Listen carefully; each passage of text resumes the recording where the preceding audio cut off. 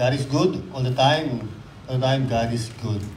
So nga, napakabuti ng Panginoon sa buong araw na ito at sa linggong lumipas sa atin. I agree sa sinabi ni Pastor na as we also always na nagda-doubt tayo, pero yung binigay ng Lord sa atin ngayon is tatagpuan sa Proverbs 3:5 and 6. Sabi po dito, trust in the Lord with all thine heart, and lean not on thine own understanding. In all thy ways acknowledge Him, and He shall direct thy path. So, tunay ng ang Panginoon ay lagi nagpapaalala sa atin na patuloy tayong magtiwala lagi sa Kanya.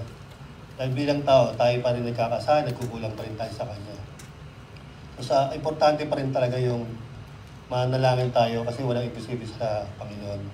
Like what happened to my wife last 2 weeks ago na aksidente siya. I've been praying for her bago sila pumunta sa parking kasi nauna ako sa parking. Been praying na, Lord, ingatan niyo po sila sa pagdating dito. And eventually, thank God, even she fell down, wala pong fracture na nangyari sa kanyang pagkaka-fall sa stairs.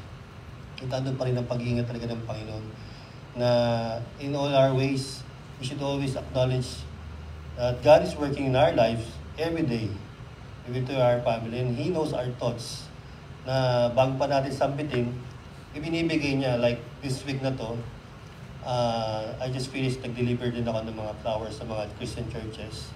Unexpected yung call na yun ng brethren namin sa GCL. So, God is providing what we need. So, patuloy talaga tayong hindi makakalimot sa Kanya dahil sa ibang pangyayari ng Diyos, hindi siya nagkukulang sa atin. Pagmat tayo ay nagkukulang, at faithful pa rin ng Panginoon sa lahat ng bagay sa atin. We'll continue to do our best to share His love, His words, to works, and then doon din sa ating pagbibigay ng ikapo dahil ginagamit ng Panginoon to sa kanyang bahay panambahan. So, itaas na po yun natin ng ating mga ikapo.